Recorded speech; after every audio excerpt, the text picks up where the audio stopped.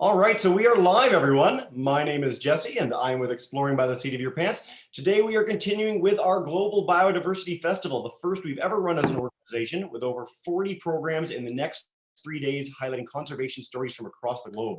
So we've had over 80 countries with people sign up to tune into this broadcast over the next 3 days.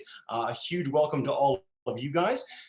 You can join us on globalbiofest.com, find out a schedule of all our speakers, share pictures of some of the amazing backyard bio you have across the globe with #backyardbio. And as this program is free for all, we are also encouraging people to donate in support of 6 incredible conservation organizations. So you can check that out on our website and contribute to our cause and helping some groups that are having a little bit of trouble in a time of COVID. And we encourage you to do so. With that said, let's dive in with our second presentation. We are joined live in Tanzania by Dr. Felix Lankester today. So he has spent his entire career in support of animal health in a huge variety of projects, but today he's going to talk to us about wildlife diseases in the Serengeti, specifically the impact that rabies has had on some endangered carnivores in one of the most amazing regions of the globe, and how research efforts have contributed to its decline and elimination in the area. So without further ado, thank you so much for joining us all the way in Tanzania, Dr. Lankester, and take us away. Good morning, everybody. My name is Felix Lankester, and as you just heard, I'm in Tanzania, and I'm going to talk to you today about wildlife disease in the Serengeti. I'm just going to switch over to share my screen. I work for the Paul G. Allen School for Global Animal Health at Washington State University, but I'm based full-time here in East Africa, where we carry out infectious disease research on a variety of diseases, wildlife diseases, livestock diseases, and also diseases of humans. So I'd like to talk to you today about rabies, well, a disease in the Serengeti that occurred in the Serengeti a number of years ago. And I've constructed a case study around that disease to give you a flavor of how we investigated the disease and what impacts it had. I'm struggling to shift. Oh, there we go. So first of all, I'm going to talk to you about the Serengeti and introduce you to the ecosystem. And then I'm going to talk to you about the wildlife disease that affected that ecosystem back in 1980s and 1990s. And then I'm going to briefly discuss where the disease came from and how we found that out, and how the disease was controlled and what the impacts of that, of controlling the disease was. It's quite difficult to... It always works in tests, but never in reality. It won't shift. That's odd. I can't change the slide. Come out of it for a second or press, there's a little arrow button on the bottom left, but you can just come out of a second and try it again. Sorry for the trouble. Okay, let's stop share and then share again. That should work. Okay. No, it won't let me switch. How do I get to the next? Oh, there we go. It's did it this time. Okay, so the Serengeti is a wilderness area in northern Tanzania. It's part of the Great Rift Valley, which stretches from Ethiopia all the way down to Malawi. And it's often known as the place where man was born because of the hominid footprints that were found in volcanic ash by the Leakeys in the 1960s. And these footprints were the first example of bipedalism in hominid species. And so the Serengeti ecosystem became known as the place where man was born, which I think is a rather evocative title. So I still can't shift. Might have to wait for it to shift. This is rather annoying. Every time I... It builds up the anticipation for the next slide. Yes, it does. Well, nothing I can do if it's not going to... So on the... maybe I can use that. There we go. Yeah, try that arrow. There we go. Perfect. The arrow. Okay, so... because it's the Serengeti, it gives me an opportunity to show you some wonderful photographs I have taken over the years. But because time is tight, I'll have to sort of move on past these because we've lost a bit of time on with the problems. But the ecosystem is home to a diverse range of wildlife species, and they are illustrated in these photographs here, but the most famous, it's probably most famous for the great wildebeest migration that circulates around the ecosystem every year.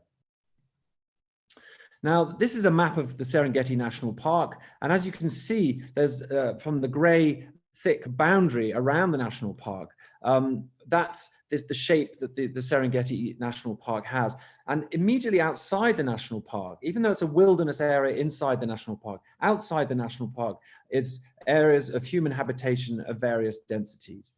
And it's because we have this situation of a wilderness area surrounded by areas of human habitation that you get contact between livestock and wildlife and people and wildlife. And these moments of contact are opportunities for diseases to spread between wildlife and livestock and domestic animals and humans and vice versa.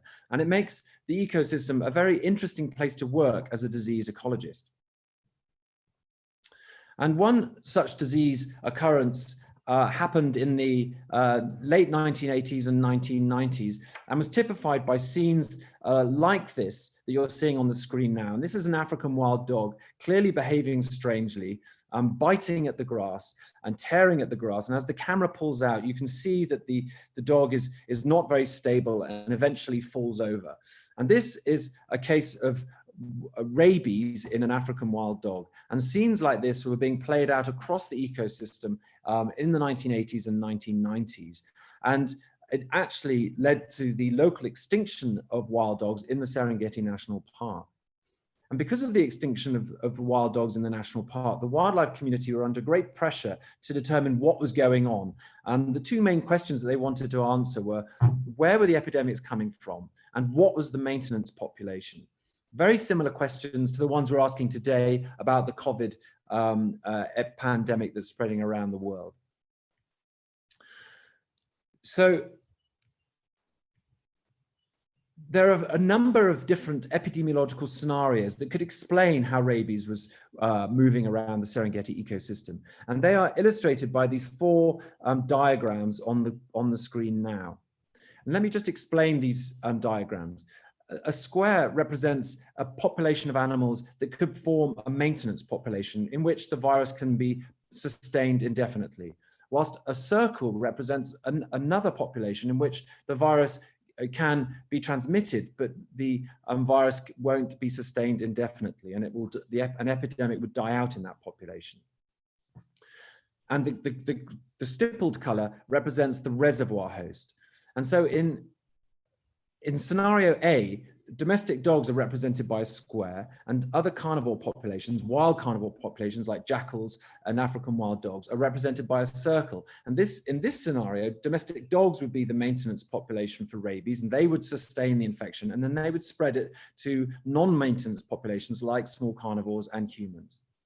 In scenario B, it's the other way around. Domestic dogs are unable to maintain the epidemic indefinitely, whilst the small carnivore populations are the maintenance population, and they sustain the virus indefinitely.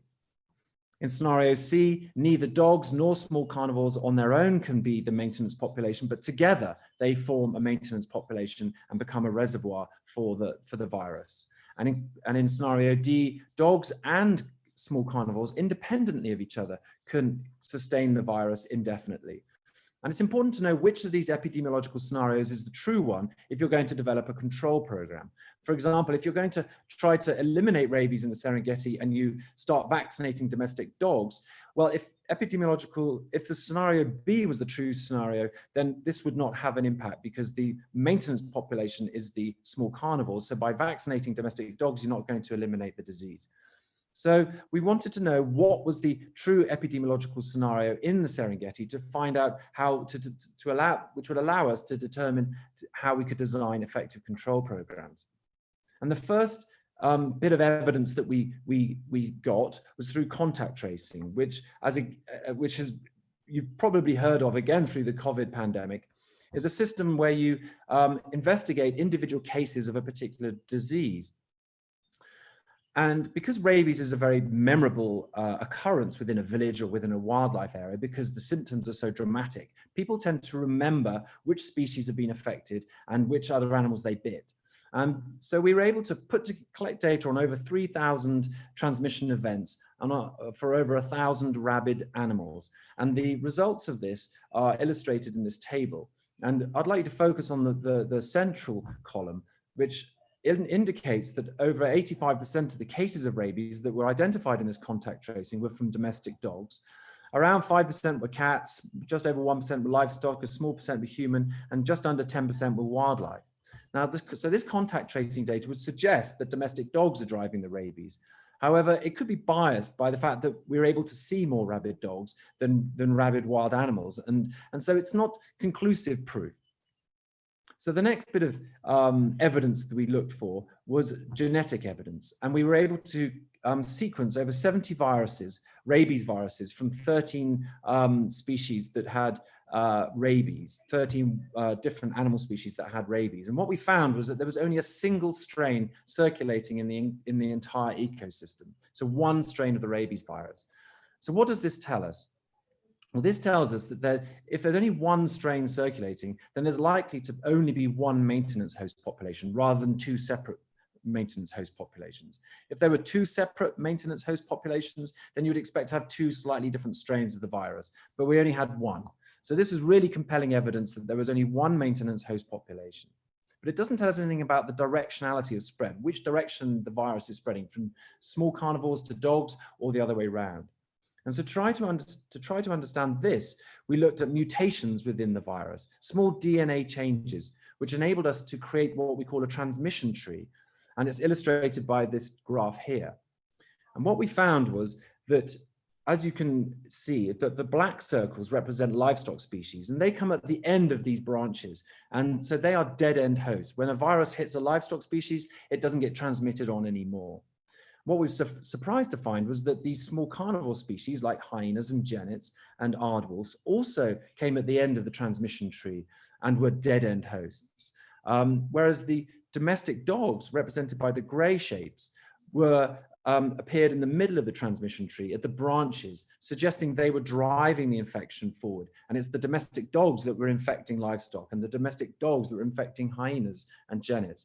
And this was a great surprise to us because we all thought that at the time that rabies was being sustained by the jackal population, not by the domestic dogs.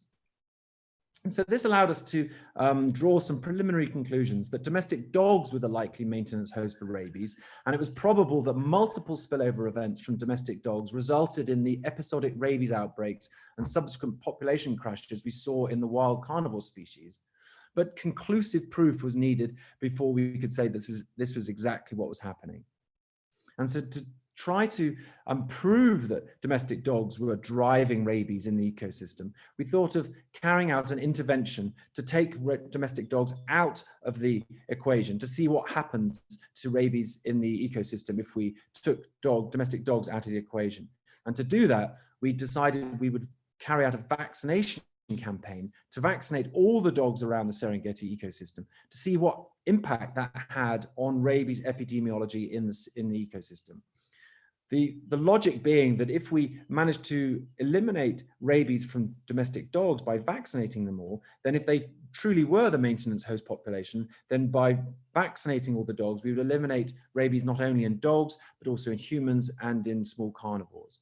So that was the plan, to vaccinate dogs all around the ecosystems and observe the impact that this had on rabies in wildlife and observe the impact that it had on public health. And because rabies is a terrifying disease, when you advertise that you're going to carry out a vaccination campaign targeting dogs, it's very popular and people bring their dogs very readily for vaccination, illustrated by these boys in this photograph. And we were able to vaccinate dogs in over 200 villages all around the ecosystem.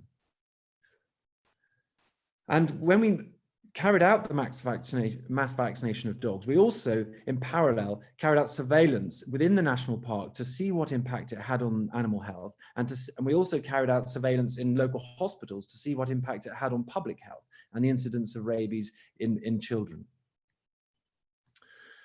And what we found was that we started the mass vaccination of domestic dogs in 2003. And since that time, there's been not a single case of rabies in wild animals in the national park. And so that's pretty compelling evidence. And then when we look at the impact on public health in the graph below, you can see that illustrated by the red line, which is the incidence of human rabies, from 2003 to 4, it begins to drop down to around 2007, where there's been no more cases of rabies in people since 2007. So this is pretty compelling evidence that once we vaccinated domestic dogs, rabies was removed from the domestic dog population, but it also was removed from the wild population in the Serengeti, and it was also removed from the humans living with the domestic dogs. So that was a quick run through of how we investigated this wildlife disease in the Serengeti and determined that it was domestic dogs that was driving the epidemiological scenario as opposed to small carnivores, which was a great surprise to people because as is the case in North America and elsewhere, it's often people think that it's wild carnivore species that are driving the rabies epidemiology. And you might ask, well, how do domestic dogs, when they're infected with rabies, transmit it to wild animals? And the next series of photographs illustrate exactly how this can happen. Here we have a domestic dog clearly attacking or seeming to attack a subadult male lion in Serengeti. And this is very strange behavior. And these photographs were taken by a colleague of mine called Ingela Jansen, who works with a project called Kope Lion. And they're just fantastic photographs because they really illustrate how a rabid dog loses its fear and can attack a wild animal that normally it would have great fear of. And you can see here the dog attacking the lion. And eventually the lion brings the dog down and you think, wow, this dog must be about to meet its maker. And surely this is the end here as the lion crunches down on the dog's head. But no, the next photograph illustrates that the lion's had enough and the dog chases him off into the bushes. So this is a fantastic illustration of exactly how disease can spill over into a wildlife area, especially a disease like rabies that causes animals to lose their fear and behave in an odd way. And we had to vaccinate this lion using a dart to protect that lion from becoming rabid itself. And so the good news of this whole story is that after an absence of 12 years, as I mentioned at the beginning of my talk, the African wild dogs became extinct in the Serengeti National Park. Well, after an absence of 12 years following the beginning of our mass dog vaccination campaigns, they reappeared in the eastern highlands of the Serengeti. And to this day, we think that there are around 200 dogs living in the eastern highlands, and in the last few years, they've recolonized the Serengeti National Park itself. So a fantastic end to the story, and really was a win-win situation, both for public health and wildlife conservation, eliminating rabies in domestic dogs. So that brings me to the end of my talk.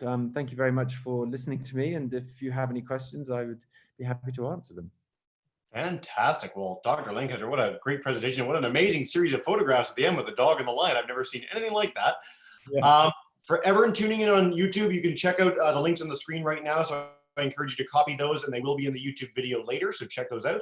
And then Dr. Lankester, if you want to come out of screen share for questions so we can see you again, that would be fantastic. We did get our first question coming in from Emma online, and she wants to know, has canine distemper caused any difficulty or disruption to the research in the elimination of rabies? Well, it's a good question. We do have evidence of canine distemper causing wildlife losses in the Serengeti ecosystem in recent years. In 2017 to 18, some wild dog packs actually were lost to what we believe was canine distemper. And similarly, in Kenya, canine distemper caused a number of losses to African wild dogs again in Kenya in 2018. So yes, it is circulating around the ecosystem. We've done some work on where it's coming from and how it's being sustained in the ecosystem. And we think originally it was, again, like rabies, being maintained in the domestic dog population. But since it spilled over into the ecosystem, and affected also in 2001, and it affected the lion population. We think it's become endemic in the Serengeti and is now moving around small carnivore species. And we like to use the term sloshing. We think it's kind of sloshing around and you don't really see it. And then every now and then it comes out and it causes an outbreak, and you see some mortality events in different carnivore species. So it's definitely around. It's a difficult one to control. And we are vaccinated. We do include distemper in the vaccination campaign around the Serengeti for this very reason. Okay. Fantastic. Great answer. This case study seems to be a really, quite a shocking success. Is this something that can be replicated in other places, either in Africa or around the world, with similar issues happening? And is your team involved with any of that or not? Well, the main impacts of rabies are actually on humans as opposed to wildlife. It was a particularly curious scenario in the Serengeti that I've described, but more often than not, it's humans that are impacted by rabies, and it's being driven by domestic dogs all over the world, and well, all in sub-Saharan Africa and Asia, and so this mass vaccination of dogs that we carried out around the Serengeti is being replicated in other places around the world, and it is the most effective way to eliminate human rabies by targeting the domestic dogs. So yes, this kind of a program targeting the reservoir host to eliminate a disease is being used elsewhere where rabies is a problem. Fantastic. And so our presentation just before yours was with a talk a little bit on wildlife and human conflicts, lions specifically. Now, with the return of Cape or African hunting dogs, do you find that people are welcoming them back in? Are people excited? Local communities excited to have these species back in, or are we seeing, people, I don't know, finding difficult? Yeah, that's a good question, and there have been issues of conflict. So yeah, African wild dogs are predators, and they will take livestock species if they can, and that does cause problems in areas such as the eastern highlands of the Serengeti, where the Maasai pastoralists live. And when there are losses to their livestock caused by wild dogs, then problems can arise with retaliatory events happening.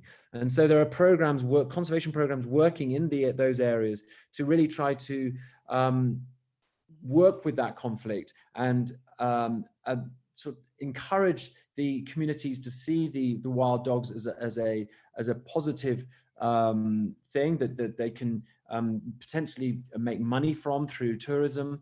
And there's also been put in place a repayment scheme, a sort of compensation scheme to prevent these retaliatory events, so that when you lose your livestock through predation from a wild dog, then you can expect to receive money back from these programs, so that it prevents the individuals from retaliating and maybe killing the wild dogs.